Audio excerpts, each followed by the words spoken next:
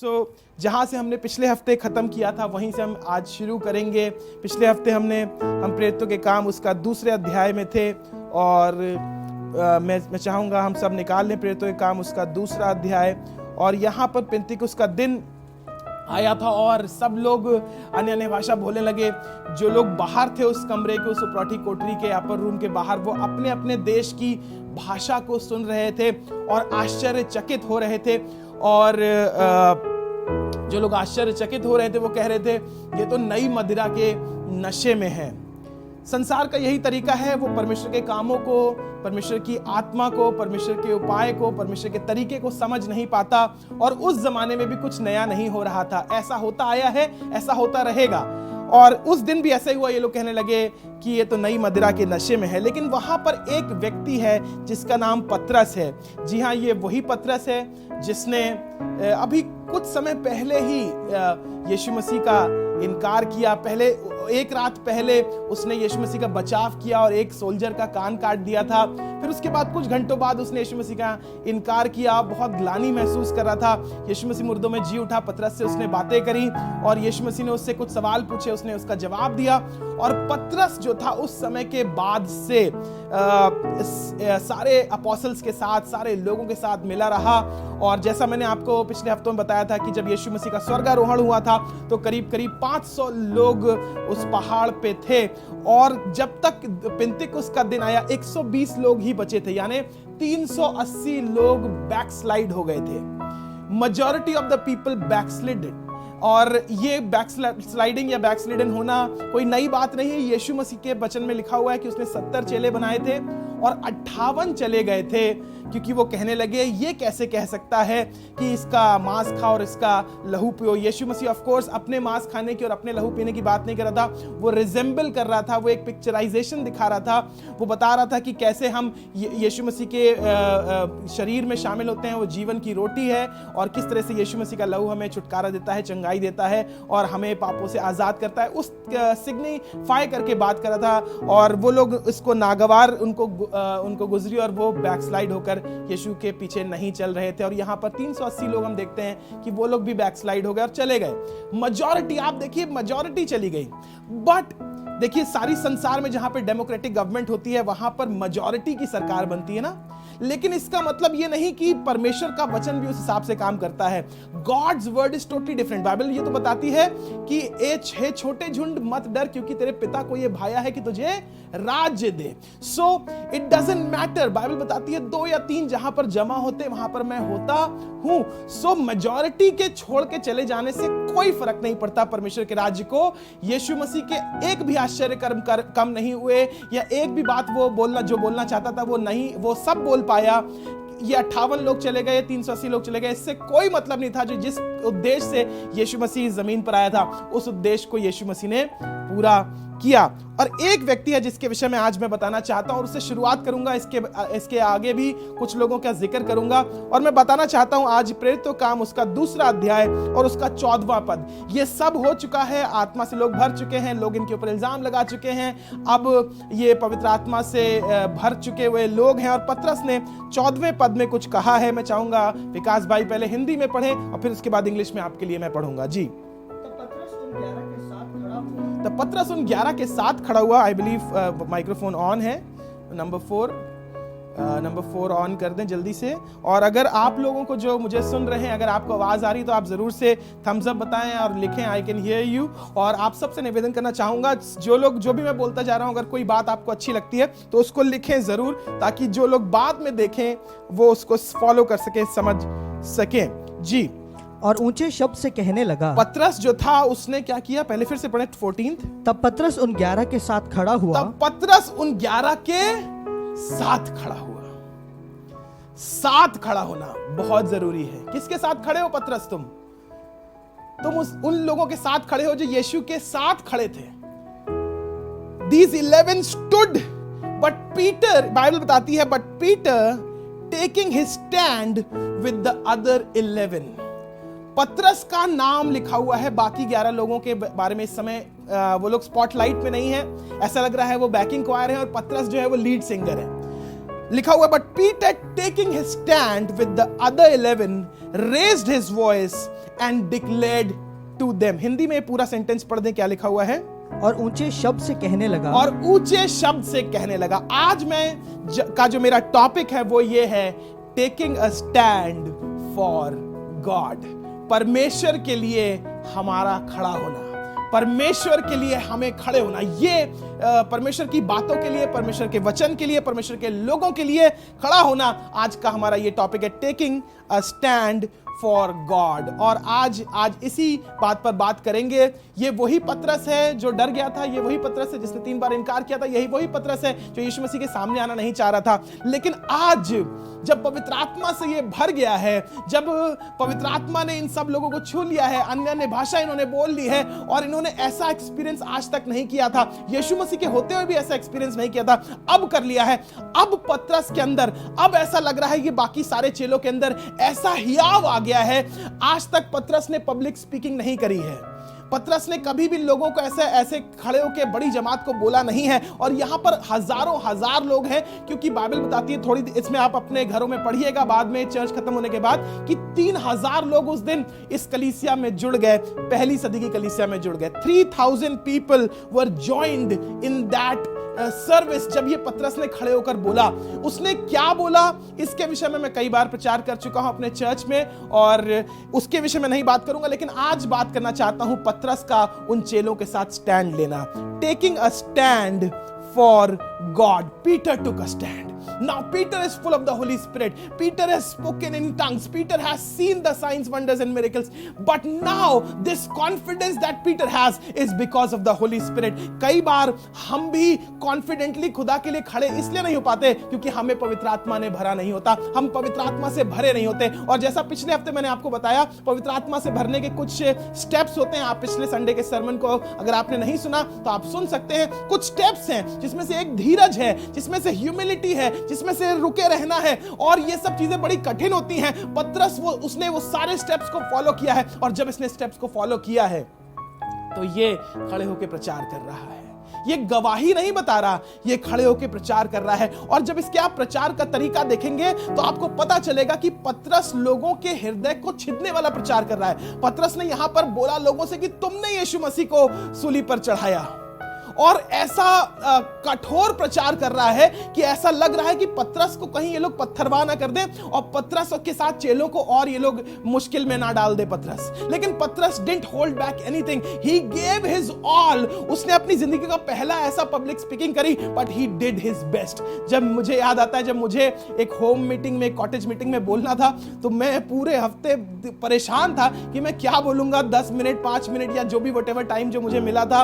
और बहुत कठिन होता है लोगों के सामने बोलना, लेकिन पतरस को जरा सा भी डर नहीं लगा, अपनी जान का खतरा नहीं लगा, क्योंकि वो पवित्र आत्मा से भर गया था। आपका कॉन्फिडेंस आपकी अपनी क्वालिफिकेशन, आपके अपने पैसे या अपने रिसोर्सेस की वजह से नहीं आता। जब परमेश्वर का आत्मा आपको भरता है, then God gives you his confidence, you get godly confidence, and then you take a stand. आज बहुत से लोग स्टैंड नहीं लेते खुदा के लिए खड़े नहीं होते। और मैं आपको दिखाना चाहूंगा, कुछ जगहों पर लेकर चलना चाहता हूं। पहले लेकर चलना चाहता हूं डैनियल नबी की पुस्तक, उसका पहला अध्याय, the book of Daniel and verse chapter 1। और यहां पर मैं थोड़ा सा कट शॉर्ट करूंगा स्टोरी, और यह है कि जो यहूदी जवान है उसको बेबीलोन में लेकर आया जाता है, दूसरे देश में लेकर आया जाता है, दूसरे कल्चर में लेकर आया जाता है, दूसरी भाषा की जगहों पर लेकर आया जाता है, और यहूदियों को कैप्टिव करके लेकर आया जाता है। और बाइबल बताती है कि ऐसे जवान जो सब चीजों में निपुण थे, देखने में अच्छे थे, जवान थे, और उन जवानों को यहां पर लेकर आते हैं। और मैं चाहता हूं इसके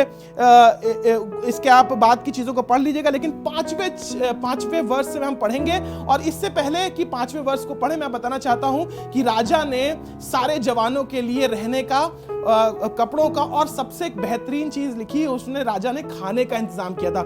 इंग्लिश में लिखा है, the king chose his select food from the Kings table. अपनी जो राजा खा रहा है वो इन जवानों के लिए खाने का इंतजाम और पीने का इंतजाम किया गया है। लेकिन सुनिएगा डैनियल के विषय में क्या लिखा हुआ है। जी पढ़े डैनियल, उसका 1 अध्याय, उसका 5वां पद। राजा ने आज्ञा दी कि उसके भोजन और पीने के दाखमधु में से, हाँ, पीने की शराब में से, पीने की वाइन में से उन्हें प्रतिदिन खाने पीने को दिया जाए। हर दिन राजा का खाना मिले। राजा का खाना कौन रिफ्यूज करता है ना?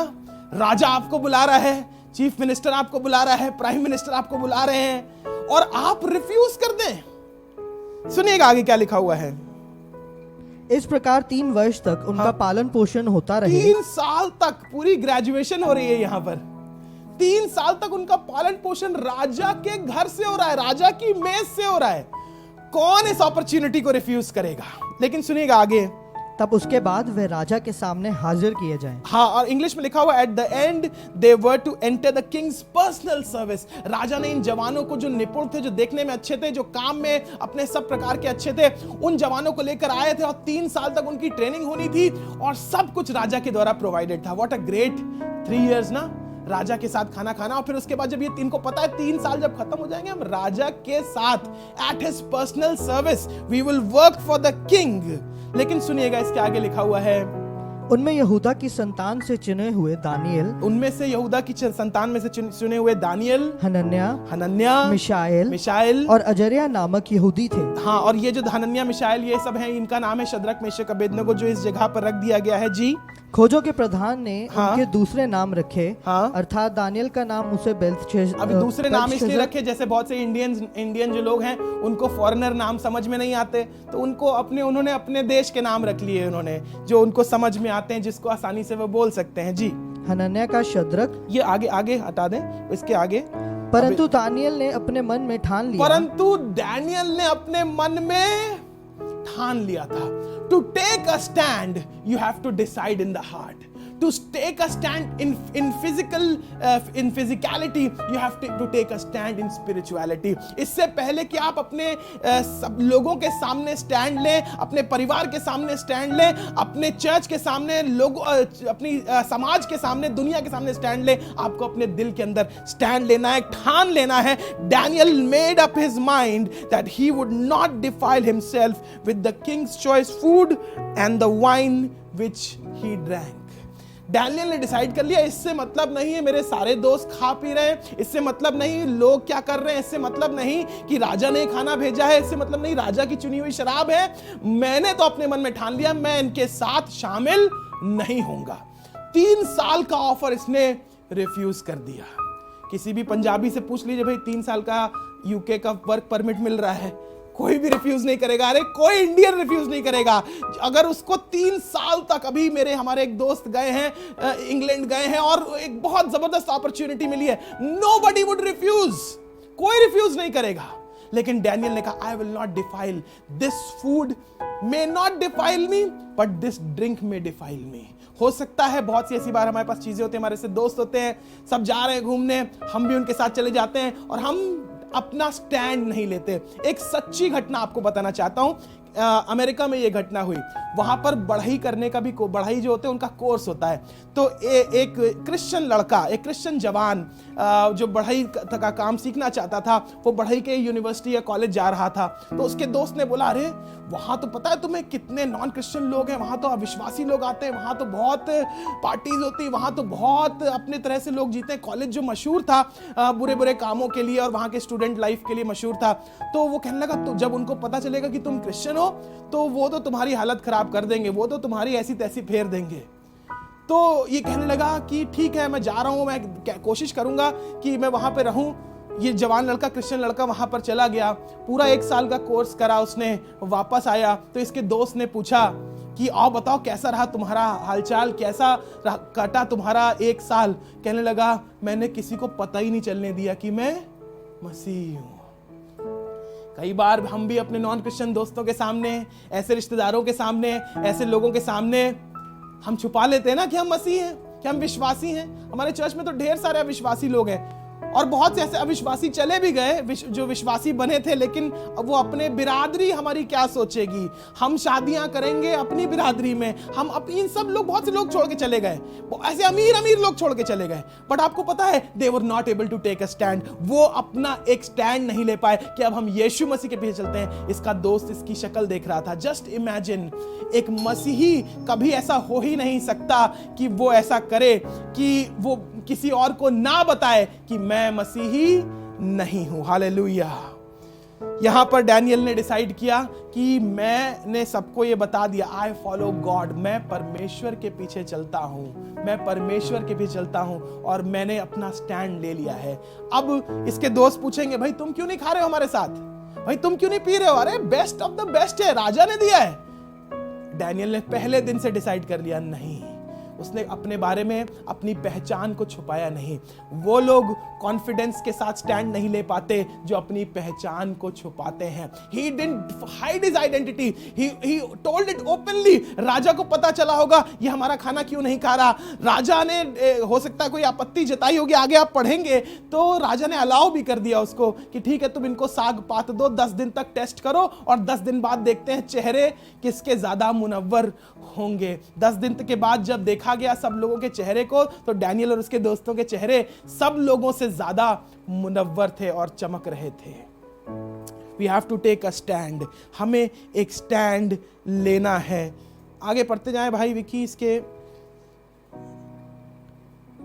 But Daniel made up his mind, Daniel ने अपना मन बना लिया उसके आगे से, और उसके पीने का दाखमधु पीकर अपवित्र ना हुए। हाँ, इसलिए उसने खोजों के प्रधान से विनती की, खोजों के प्रधान से विनती करी कि उसे अपवित्र ना होना पड़े। हाँ, परमेश्वर ने खोजों के प्रधान के मन में दानियल के प्रति कृपा और दया भर दी। हाँ, खोजों के प्रधान ने दानियल से कहा, हाँ। मैं अपने स्वामी राजा से डरता हूँ, मैं अपने स्वामी से डरता हूँ, राजा से डरता हूँ, क्योंकि तुम्हारा खाना पीना उसी ने ठहराया है। हाँ। कहीं ऐसा न हो कि वो तेरा मुंह तेरे संग के जवानों से उतरा हुआ हाँ। और उदास देखे और तुम मेरा सर राजा के सामने जोखिम में डालो। अब ये जो इनका प्रधान था वो कहने लगा, राजा अगर देखेगा, राजा को पता चलेगा कि भाई कि तुम उसका खाना नहीं खा रहे हो, उसकी दाख मधु नहीं पी रहे हो, तो मेरी नौकरी खतरे में आ जाएगी। तो डैनियल ने उससे एक बात करी 12वें पद में।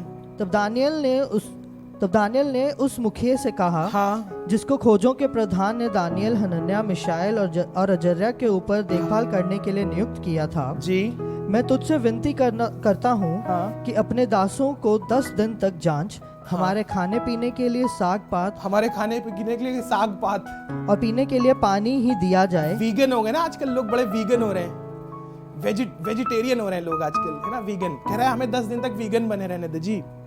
फिर 10 दिन के बाद हमारे मुंह और जो जवान राजा हाँ, का भोजन खाते हैं उनके मुंह को देख, उनके मुंह को देख जी। और जैसा तुझे देख पड़े उसी के अनुसार अपने दासों से व्यवहार करना। अब ये देखिए बंधुए लोग, अब सोचिए जब इंडिया के किसी छोटे शहर से कोई अमेरिका जाता है तो उसकी, हमारे लैंग्वेज में कहते हैं, बाछें खिल जाती हैं, क्योंकि उसने ऐसी रोड नहीं देखी होती है, उसने ऐसा सफाई नहीं देखी होती है ना, और उसने ऐसा माहौल नहीं देखा होता है। जब मैं गया पहली बार अमेरिका तो एक हम लोग गैस स्टेशन पे रुके, पेट्रोल पंप पे रुके, और ह्यूज पेट्रोल पंप, उसका बहुत बड़ा एक कन्वीनियंट स्टोर था, और मैंने इतनी ढेर सारी कोल्ड ड्रिंक्स वहां पर देखी जो मैंने कभी इंडिया में नहीं देखी थी, और आई वाज अमेज्ड कि इतना कैसे हो गया। अब ये सोचिए यहूदी जवान जो बंधुआई में से लेकर आए गए हैं, शायद पकड़ के घसीट के लेकर आए गए होंगे, अब ये राजा के महल में रह रहे हैं। अब तो एकदम इनकी ऐश थी और बाँछें खिल गई। और जब आप एक संकुचित से रिसोर्सेज से आप अनलिमिटेड रिसोर्सेज में जाते हो तो आप वहां पे सब चीजें ट्राई करते हो, ये भी खा लो, ये भी पी लो, ये कर लो, वो कर लो, सब। लेकिन डैनियल को अपनी लिमिटेशन पता थी और उसको पता था कि मुझे खुदा के लिए स्टैंड लेना, I have to take a stand for God. 10 दिन के बाद लिखा हुआ है ऐसा हुआ। उनकी ये विनती उसने मान ली, हाँ। और 10 दिन तक उनको जांचता रहा। 10 दिन के बाद उनके मुंह राजा के भोजन के खाने वाले सब जवान से अधिक अच्छे और चिकने दिखाई पड़े। और चिकने दिखाई दे रहे थे। साग पात में क्या चिकनाई होती है ना। हम भी साग पात खाते हैं लेकिन ज्यादा हमारा नॉन वेजिटेरियन की तरफ झुकाव होता है। साग पात में कोई चिकनाई नहीं होती, लेकिन जब आप खुदा के लिए स्टैंड लेते हैं तो खुदा बाप अपने नूर को आपके चेहरे पे डालता है। Hallelujah. God gives his grace, his glory, his blessing on your face जब हम खुदा के लिए स्टैंड लेते हैं। मूसा के विषय में आपको बताना चाहता हूं, इब्रानियों उसका 11 अध्याय और उसका 24 पद। मूसा की कहानी आपको पता है, अगर नहीं पता आप पुराने नियम में पढ़ सकते हैं। मूसा की माँ ने उसको एक टोकरी में रख के जाने दिया, फिरौन की बेटी ने उसको उठा लिया, अपना बेटा बना के पाला। लेकिन बाइबल बताती है मूसा ने विश्वास से एक काम किया। इब्रानियों उसका 11 अध्याय और उसका 24वां पद जी। इब्रानियों 11 और उसका 24 पद जी। विश्वास ही से मूसा ने सयाना होकर फिरौन की बेटी का पुत्र कहलाने से इनकार किया। फिरौन की बेटी का पुत्र कहलाने से इनकार किया। To take a stand you have to refuse the opportunities. जब आप खुदा के लिए स्टैंड लेते हैं तो आपको मौकों को अपने हाथ से जाने देना होता है। अरे प्रिंस हो जाओगे तुम। You are prince Moses. अभी ये फिरौन भी चला जाएगा, उसकी बेटी भी मर जाएगी, तुम सारे मिस्र के राजा होगे। You will have the power, you will be the supreme leader of Egypt. लेकिन जब मूसा बड़ा हुआ, सयाना हुआ, सयाना होने की कोई उम्र नहीं होती। कोई 12 साल में सयाना हो जाता है, कोई 24 में होता है, कोई 40 में होता है। मूसा जब सयाना हुआ, जब इसको अकल आई, when he realized things, then he decided by faith। आप बिना विश्वास के खुदा के लिए स्टैंड नहीं ले सकते। आप बिना विश्वास के खुदा के लिए स्टैंड नहीं ले सकते। If you believe in God, जैसा हम कहते हैं यीशु मसीह मेरे लिए मारा गया, गाड़ा गया, तीसरे दिन मुर्दों में से जी उठा और आसमान में मेरे लिए खुदा के दाहिने हाथ बैठकर प्रार्थना करता है। यदि आप ये विश्वास नहीं करते तो आप खुदा के लिए स्टैंड नहीं ले सकते। बहुत से ऐसे लोग हैं जो जात बिरादरी की चिंता करते हैं, अपॉर्चुनिटीज की चिंता करते हैं, ये लोग क्या कहेंगे इस बात की चिंता करते हैं, इसलिए वो खुदा के लिए कोई स्टैंड नहीं ले पाते। लेकिन मूसा ने स्टैंड लिया और इसने विश्वास के द्वारा स्टैंड लिया। और विश्वास की परिभाषा क्या है? इसी इब्रानियों 11 अध्याय उसके पहले पद में लिखा, विश्वास आशा की हुई वस्तुओं का निश्चय और अनदेखी वस्तुओं का प्रमाण है। विश्वास मूसा को दिखाई कुछ नहीं दे रहा था, उसको सिर्फ एक अपॉर्चुनिटी को उसने लात मारी। उसने कहा नहीं, मैं फिरौन की बेटी का बेटा नहीं कहलाऊंगा, मैं अपने लोगों के लिए खड़ा हूंगा। उस समय इजरायलियों के पास कोई लीडर नहीं था। 400 से ज्यादा साल से वो बंधुआई में थे, मिस्र में गुलामी कर रहे थे। और मूसा ने, आगे लिखा हुआ है, बहुत अच्छी चीज लिखी हुई है, सुनिएगा। बहुत से ऐसे लोग जो मौका परस्त होते हैं, अपॉर्चुनिस्ट आप ना बने। मूसा ने, सुनिएगा क्या करा हुआ है जी। इसलिए कि उसे पाप में थोड़े दिन के सुख भोगने से हम स्टैंड,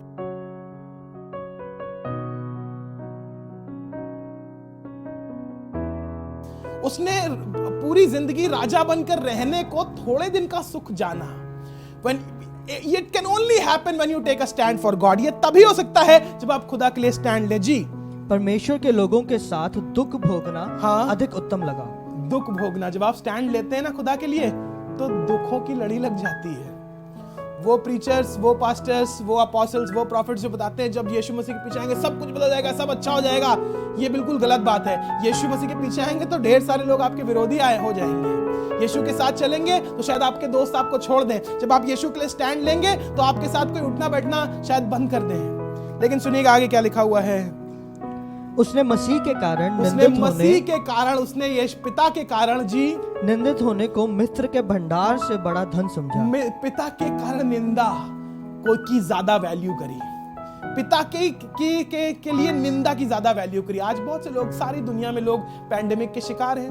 और मेरी किसी से भी पिछले समय गाड़ी चलाते हुए फोन पे बात हो रही थी कि हाउ वी, एक पासवान से ही बात हो रही थी आई बिलीव, कि हम कैसे बर्ताव करते हैं इस पैंडेमिक में, ये हमारा विश्वास गिना जाएगा। आपके पास आज 2 ही रोटी है, कम पैसे हैं, आप अगर उसके लिए रोते रहेंगे तो वो 2-4 नहीं हो जाएगी। बट अगर आप उसके लिए धन्यवाद करते रहेंगे तो आसमान में आपके लिए धार्मिकता गिनी जाएगी। How we react to the bad times, you can never take a stand if you are not a faithful person। आप कभी भी खुदा के लिए स्टैंड नहीं ले पाएंगे।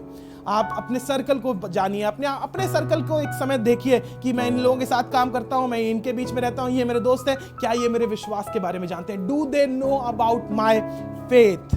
Do they know about my faith?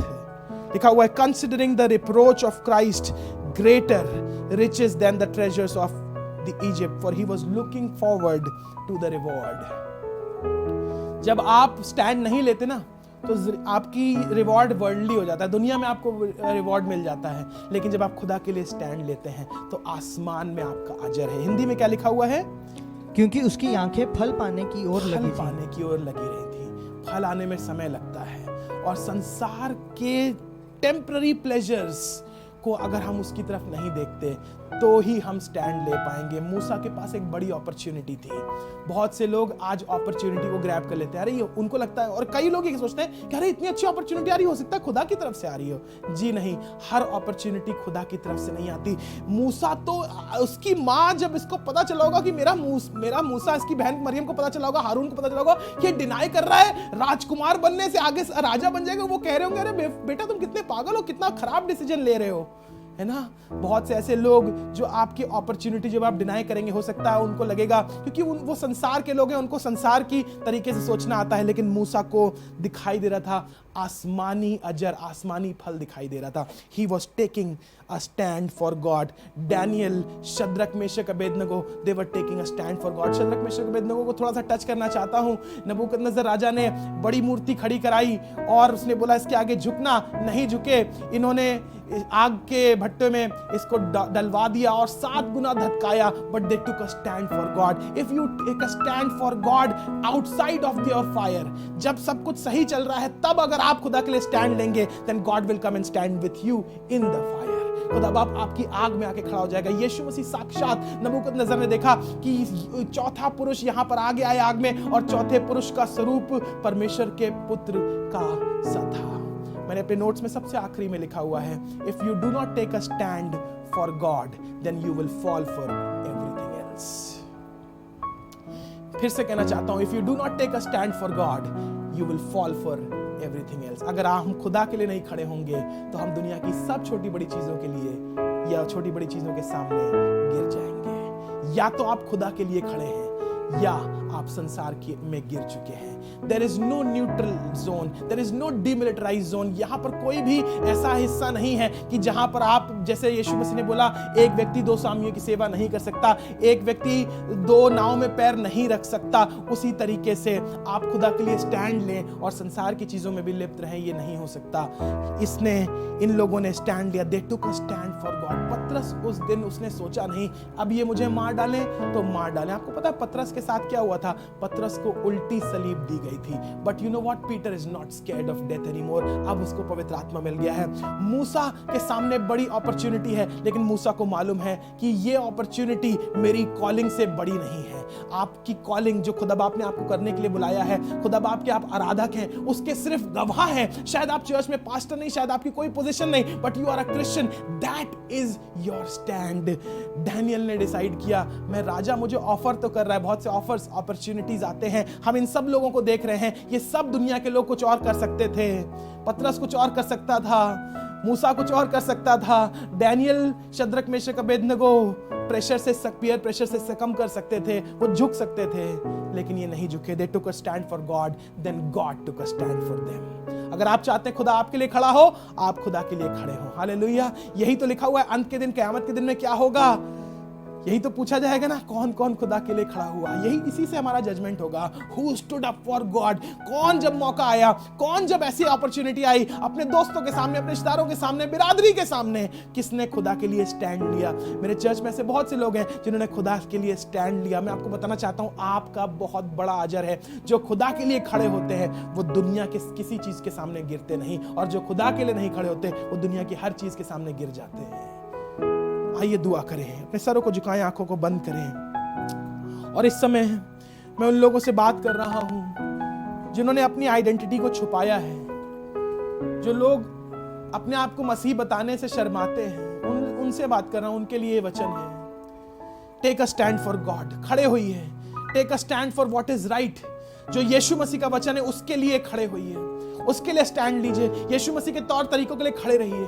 और आपको खड़े रहना अपने लिए, दूसरों के लिए नहीं आपको खड़े रहना है, आपको अपने लिए खड़े रहना है। You have to stand, take a stand for yourself. It doesn't matter अब क्या होगा, इससे मतलब नहीं मेरा नुकसान हो जाएगा, इससे मतलब नहीं कि मेरी लोग बेइज्जती करेंगे, इससे मतलब नहीं कि मुझे अब पार्टीज में बुलाएंगे नहीं, इससे मतलब नहीं है। इससे मतलब ये है कि क्या तुम उसके लिए खड़े हो, क्या तुम उसके वचन पर खड़े हो, क्या तुम उसके तौर तरीकों पे खड़े हो, क्या तुम यीशु मसीह की आवाज पर खड़े हो। Are you standing for God. Hallelujah. पिता परमेश्वर, मैं आपके सामने आज इस बात को बोल रहा हूं। पिता परमेश्वर, कई बार ऐसा होता है कि हम तेरे लिए नहीं खड़े हो पाते, हम झुक जाते हैं और घुटने टेक देते हैं। लेकिन आज तेरे घर में, तेरी हुजूरी में खड़े होकर हम ये कहते हैं, प्रभु हम पर अनुग्रह कर कि हम तेरे लिए स्टैंड ले सकें। और ये हम तभी ले पाएंगे जब हम पवित्र आत्मा से भरे होंगे। Peter along with the 11 disciples, along with the other disciples, he took a stand and he preached a message. जब आप खुदा के लिए खड़े होते हैं, आपकी जिंदगी एक संदेश बन जाती है, आपकी जिंदगी एक सरमन बन जाती है, आपकी जिंदगी एक गवाही बन जाती है। When you stand for God. हम मूसा को जानते ही नहीं, हम शद्रक मेशक अबेदनगो डैनियल को जानते ही नहीं, हम इन पतरस को जानते ही नहीं अगर ये तेरे लिए नहीं खड़े होते हैं। ये तेरे लिए खड़े हुए, इसलिए आज हमें हियाव होता है, आज हम पर ये अनुग्रह हुआ है कि हम भी तेरे लिए खड़े हो सकते हैं। पिता परमेश्वर, आज की सुबह में हम वादा करते हैं कि हम तेरे लिए खड़े होंगे। हम अपॉर्चुनिटीज को, ऑफर्स को, दुनिया के रिजेक्शन को नहीं देखेंगे, परंतु हम तेरे लिए खड़े होंगे। हम पर दया करना, यीशु मसीह के नाम से मांग लेते हैं, आमीन, हालेलुया।